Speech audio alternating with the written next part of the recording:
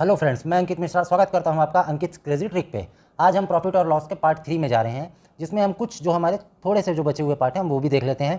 ठीक है, चलिए हम आज शुरुआत करते हैं हमारे पहले क्वेश्चन से, जो कि आपके एसएससी के एग्जाम में पूछा गया क्वेश्चन है। चलिए देखते हैं इसमें क्या पूछा गया था। एक व्यक्ति एक वस्तु को 75 रुपये में बेचता है और उसे इस पर उतने प्रतिशत लाभ होता है जितना कि उस वस्तु का रुपये में क्रय मूल्य है। तो वस्तु का क्रय मूल्य क्या होगा? ठीक है, क्वेश्चन आप समझ रहे हैं। ठीक, अगर एक जो व्यक्ति है 75 रुपये में अगर किसी चीज़ को बेचता है तो उसमें उतने ही प्रतिशत का लाभ होगा जितना कि उस वस्तु का क्रय मूल्य है। ठीक है, तो वस्तु का क्रय मूल्य क्या है हमें ये आपको बताना है। तो चलिए देखते हैं इसे कैसे बनाएंगे। इसके लिए दोस्तों एक फॉर्मूला होता है जो मैं पहले यहाँ पे लिख देता हूँ, उसके बाद आपको समझाता हूँ। उस फॉर्मूले के ऊपर मैं आपको एक क्वेश्चन बता दूंगा। देखिए फॉर्मूला क्या होता है। जो आपका क्रय मूल्य को हम क्या बोलते हैं? Cost price. ठीक है, कॉस्ट प्राइस बोलते हैं हम क्रय मूल्य को। इसका जो फॉर्मूला है वो रहेगा आपका 10 इंटू अंडर रूट के अंदर रहेगा x प्लस 25 माइनस 50। ये 50 बाहर है, x प्लस 25 बस अंडर रूट के अंदर है। ठीक है, तो देखिए अगर इस पर मैं मान रखूँ, पहले मैं क्वेश्चन बना लेता हूँ। अगर इस पर मैं मान रखूँ तो क्या होगा? देखिए x की वैल्यू क्या दी हुई है? 75, बाकी तो और कहीं कुछ नहीं दिया हुआ है। तो मैं इसको अगर डायरेक्ट बनाना चाहूँ तो क्या लिखूँगा? 10 इंटू 75 प्लस 25 माइनस 50। तो ये आपस में जुड़कर क्या हो जाएगा? 100। और अंडर रूट से अगर मैं 100 को बाहर निकालूंगा तो क्या रहेगा? 10, क्योंकि 10 का स्क्वायर क्या होता है? 100। यही होता है 10 का स्क्वायर 100। ठीक है, 10 का स्क्वायर होता है आपका 100। तो अगर मैं इसे अंडर रूट में कर दूं तो ये स्क्वायर कट गया, मतलब 10 बाहर आ गया। और 10 यहाँ से आ जाएगा, ये 10 ये वापस मल्टीप्लाई होकर क्या हो जाएगा? 100। और ये यहाँ पर माइनस 50। तो अगर 100 माइनस 50 होगा तो आपका आंसर क्या होगा? 50 रुपये। ठीक है, मतलब अगर किसी वस्तु को मैं 75 रुपये में बेचता हूँ तो उस पर उतने ही प्रतिशत का लाभ होता है जितना कि उस वस्तु का क्रय मूल्य है। तो क्रय मूल्य क्या है? 50। अगर 50 रुपये की चीज़ को मैं 75 रुपये में बेचूंगा, ठीक है, तो मुझे कितने प्रतिशत का लाभ हो रहा है?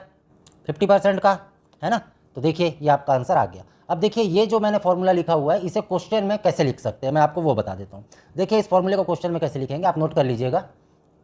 किसी वस्तु को x रुपये में बेचने से होने वाले प्रतिशत लाभ का मान, ध्यान से सुनिएगा, किसी वस्तु को x रुपये में बेचने से होने वाले प्रतिशत लाभ का मान क्रय मूल्य के बराबर हो तो वस्तु का क्रय मूल्य क्या होगा? ये इसका फॉर्मूला। ठीक है, तो आप इसे नोट कर लीजिएगा और इसे सॉल्व कर लीजिएगा। चलिए एक और क्वेश्चन मैं देखता हूँ, इसी से ही रिलेटेड है। याद रखिएगा ये तो तब हो गया जब वस्तु को परसेंट लाभ होता है। तो यहाँ पे क्या हो गया? x plus 25। अगर यहाँ पे ये बोलेगा कि किसी वस्तु को मान लीजिए अगर क्वेश्चन ऐसा होता है, एक व्यक्ति एक वस्तु को 75 रुपये में बेचता है, उसे इस पर उतने प्रतिशत की हानि होती है जितना कि वस्तु का क्रय मूल्य है। तब वस्तु का क्रय मूल्य क्या होगा? देखिए जब हानि होगी तब वस्तु का जो क्रय मूल्य होगा वो होगा 10 इंटू 25 माइनस एक्स, और ये प्लस 50 हो जाएगा। ठीक है, ये याद रखिएगा। ये कब होगा? जब प्रतिशत हानि होगी। अभी क्या हो रहा है? प्रतिशत लाभ। तो ये वाला फॉर्मूला लग रहा है। ठीक है, चलिए एक और क्वेश्चन देख लेते हैं। देखिए दोस्तों यहाँ पर एक क्वेश्चन मैंने लिखा है आप लोगों के लिए। एक व्यक्ति किसी वस्तु को 1800 रुपये में बेचता है तो उसे उतने ही रुपए की हानि होती है। याद रखिएगा रुपए, प्रतिशत नहीं, रुपए की हानि होती है जितना उस वस्तु को 2000 में बेचने पर उसे लाभ प्राप्त होता है। इस टाइप का क्वेश्चन आपको एग्जाम पर देखने को मिलेगा। वस्तु का क्रय मूल्य क्या होगा? चलिए समझ जाते हैं ये क्या बोलना चाह रहा है।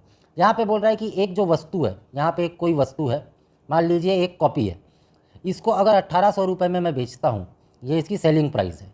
1800 रुपये में अगर मैं इसे बेचता हूँ तो मुझे उतने ही रुपए की हानि होती है जितना कि अगर मैं इस वस्तु को 2000 रुपये में बेचूंगा तो मुझे क्या होगा? लाभ होगा। ठीक है, तो देखिए वस्तु का क्रय मूल्य क्या होगा? इसका क्रय मूल्य 1800 रुपये में बेच रहा हूँ तो हानि हो रहा है, 2000 में बेचूंगा तो लाभ होगा। तो इसका क्रय मूल्य कैसे निकालते हैं? देखिए इसके लिए क्या करना पड़ेगा आपको? 1800 प्लस आपका 2000 और डिवाइड बाई 2, तो ये आपका आंसर आ जाएगा 1900 रुपये। ठीक है, इसका मतलब वस्तु कितने की है? 1900 रुपये की। ध्यान से देखिएगा, क्वेश्चन को देखते हुए समझिएगा। 1900 रुपये की अगर कोई वस्तु है, इसको अगर मैं 1800 रुपये में बेचूंगा तो उतने ही रुपए की हानि होगी जितना कि उस वस्तु को अगर मैं 2000 रुपये में बेचूंगा तो मुझे लाभ प्राप्त होगा। 1900 की चीज़ 1800 में बेचूंगा तो 100 रुपये की हानि होगी। 1900 की चीज़ 2000 में बेचूंगा तो मुझे 100 रुपये का लाभ प्राप्त होगा। यहाँ पे हानि, यहाँ पे लाभ। तो मुझे इसका क्रय मूल्य बताना था, तो इसका क्रय मूल्य होगा x प्लस वाई बाई 2। अगर आप फॉर्मूले में लिखना चाहते हैं तो इसे आप ऐसे लिख सकते हैं x प्लस वाई बाई 2। ये इसका फॉर्मूला है। ठीक है, आप अपने हिसाब से बनाकर इसे लिख लीजिएगा। चलिए एक और क्वेश्चन देखिए दोस्तों, यहाँ पर एक क्वेश्चन लिखाया हुआ है, एक बार इसे मैं पढ़ देता हूँ आप लोगों के लिए। कुछ नारियल को रुपए में 12 के भाव से खरीदा गया। ठीक है, कुछ नारियल को रुपए में 12 के भाव से खरीदा गया तथा उतने ही नारियल को रुपए में 8 के भाव से खरीदा गया। और कुछ नारियल को 10 रुपये में कुछ नारियल को रुपए में 10 के भाव से बेच दिया गया, तो प्रतिशत लाभ या हानि क्या होगी। ठीक है, देखिए इस टाइप के क्वेश्चन को कैसे बनाते हैं वो मैं आपको बता देता हूँ। इसके लिए एक फॉर्मूला होता है जो मैं यहाँ पे पहले लिख देता हूँ आपके लिए। ये होता है आपका a माइनस बी का स्क्वायर अपॉन में रहेगा a प्लस बी, इसका भी स्क्वायर, या तो आप एक काम कीजिए इन पूरे का स्क्वायर कर लीजिएगा, इनटू आपका 100। ठीक है, ये इसका एक फॉर्मूला होता है। ठीक, या आप इस चीज़ को ऐसे भी लिख सकते हैं चाहें तो, आपकी सहूलियत के लिए मैं कर देता हूँ a माइनस बी और a प्लस बी का होल स्क्वायर इनटू आप 100 कर लीजिए, ये आप कर लीजिएगा। ठीक है, अब देखिए इसको अगर मैं क्वेश्चन में लिखूं तो कैसे लिखूंगा, ध्यान से देखिएगा और हो सके तो लिख लीजिएगा। कुछ वस्तुओं को x रुपए में a के भाव से खरीदा जाए। ठीक है, कुछ वस्तुओं को x रुपए में a के भाव से खरीदा जाए तथा उतने ही वस्तुओं को x रुपए में b के भाव से खरीदा जाए। मैं यहाँ पे वैल्यू पुट करते जा रहा हूँ, b के भाव से खरीदा जाए, तो कुल वस्तुओं को रुपए में a प्लस बी बाई 2 के भाव से बेच दिया जाए। कुल वस्तुओं को रुपए में, ठीक है, ये भी एक्स ही होगा एक तरीके से, रुपए में a प्लस बी बाई 2 के भाव से बेच दिया जाए तो प्रतिशत हानि ही होगी। ये बात आप याद रखिएगा। ठीक है, जिसका मान क्या होगा, ये होगा, और ये हमेशा क्या होगी, हानि होगी। इस टाइप के क्वेश्चन के लिए मैं आपको बता रहा हूँ, ये हमेशा हानि ही होगी, ये आप अच्छे से नोट कर लीजिएगा। ठीक है, तो देखिए इसको अगर मैं सॉल्व करता हूँ तो क्या होगा, अब हमें तो पता है कि हानि प्रतिशत में होगी, तो मैं यहाँ पे लॉस को परसेंट में लिख देता हूँ और इस वाले वैल्यू में मान को पुट कर देता हूँ।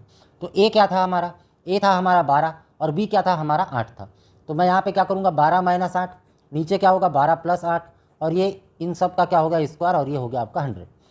12 में 8 गया आपका 4 रहेगा, और 4 का स्क्वायर सीधा मैं यहाँ पे 16 ही कर देता हूँ। नीचे क्या हो गया, 12 और 8 20 हो गया, 20 का स्क्वायर 400, और ये हो गया आपका 100। अब देखिए ये 4 बार में कट गया, कैंसिल हो गया, और ये 4 बार में, तो हमें प्रतिशत लॉस क्या हो रहा है, 4% का। ठीक है, ये बात आप याद रखिएगा। इस टाइप के क्वेश्चन उलझाते हैं, लेकिन इस टाइप के क्वेश्चन का जो ट्रिक है वो यही है, इसमें आपको हमेशा हानि ही होगी। ठीक है, चलिए एक और क्वेश्चन देखते हैं, आपको ज़्यादा अच्छे से क्लियर होगा। देखिए यहाँ पर एक और क्वेश्चन मैंने लिखा हुआ है, किसी वस्तु को 2400 रुपये में बेचने पर प्राप्त लाभ। ध्यान रखिएगा, कोई वस्तु है, समझिए भी साथ में, किसी वस्तु को 2400 रुपये में बेचने पर प्राप्त लाभ उसे 1600 में बेचने पर उठाए गए हानि का 3 गुना है, तो वस्तु का सीपी मतलब क्रय मूल्य क्या है। ठीक है, तो देखिए इस टाइप के क्वेश्चन के लिए भी एक फॉर्मूला होता है। अगर मैं इस पूरे क्वेश्चन को एक लाइन में बनाना चाहूँ, देखिए कितना ईजी क्वेश्चन है, आप पढ़ेंगे आप समझ जाएंगे, लेकिन अगर आप इसे एक लाइन पर बनाना चाहें तो उसका कैसे बनता है मैं आपको पहले इसे बनाकर दिखा देता हूँ। देखिए हमें क्या निकालना है, क्रय मूल्य, क्रय मूल्य मतलब कॉस्ट प्राइस। तो इसके लिए मैं क्या फॉर्मूला लगाऊंगा, अगर मैं इसे डायरेक्ट बनाना चाहूँ तो ये होगा आपका 2400, जो कि ये दिया हुआ है, किसी वस्तु को 2400 में बेचने पर क्या है, प्राप्त जो लाभ है उसे 1600 में बेचने पर उठाए गए हानि का 3 गुना है।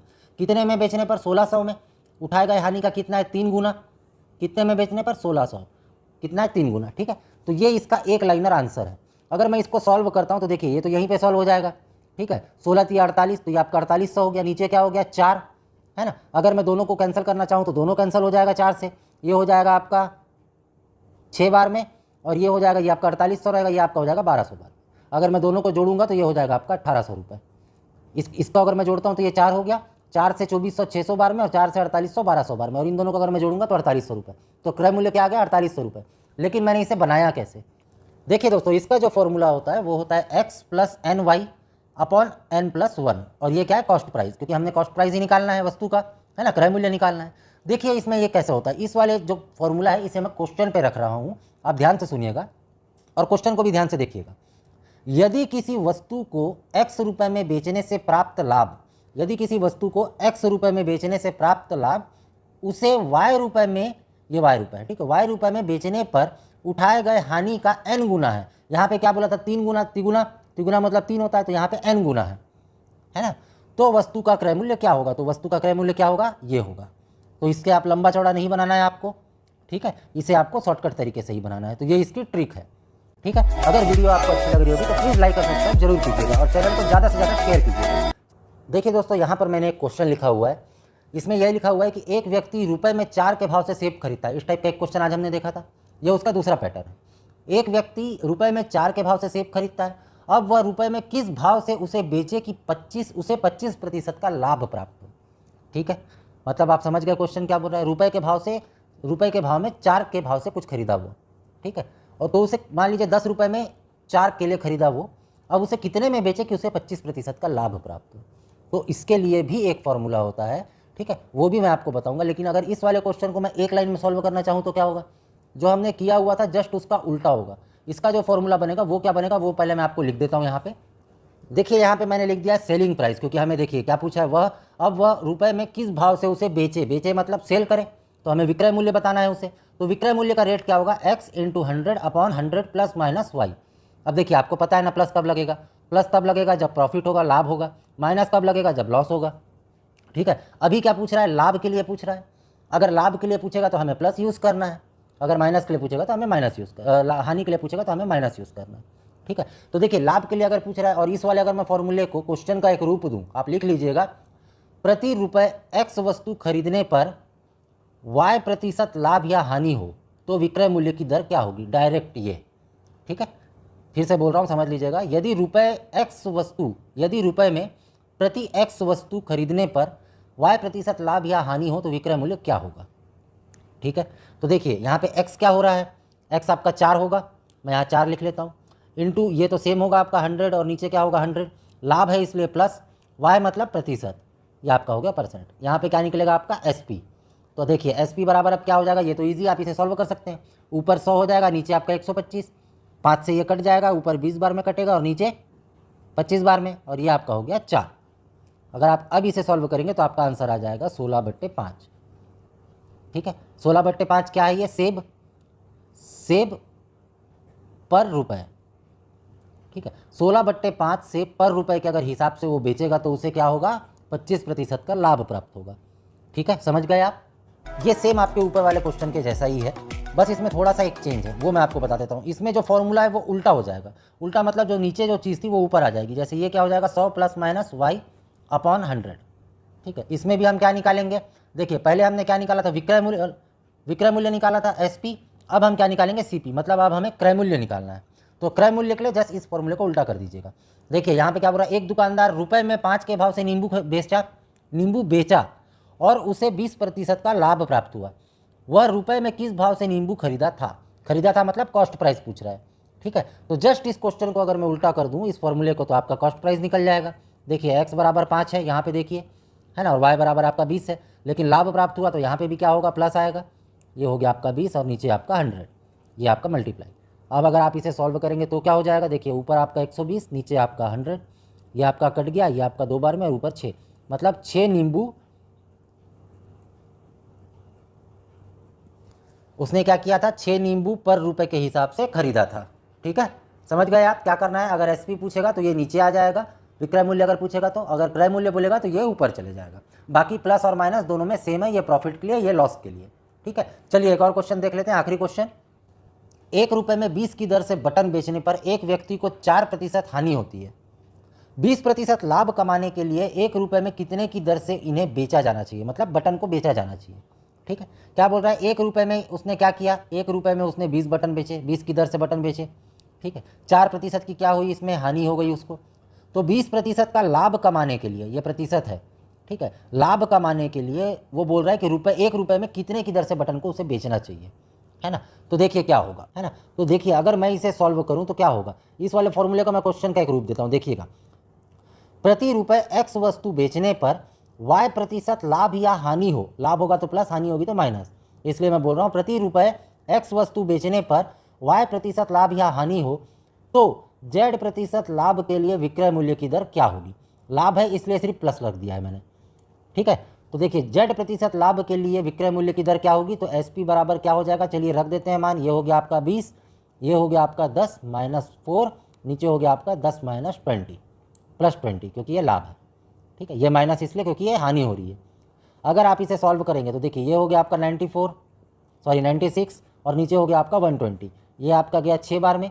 अगर आप इसके साथ करेंगे तो ये आपका गया 16 बटन पर रुपए। ठीक है, ये रुपए, ये आपका हो गया SP। ठीक, अब आपको समझ में आ गया ये कैसे बनेगा। अगर आपको वीडियो अच्छी लगी होगी तो प्लीज़ लाइक और सब्सक्राइब जरूर कीजिएगा। आज के वीडियो के लिए थैंक यू।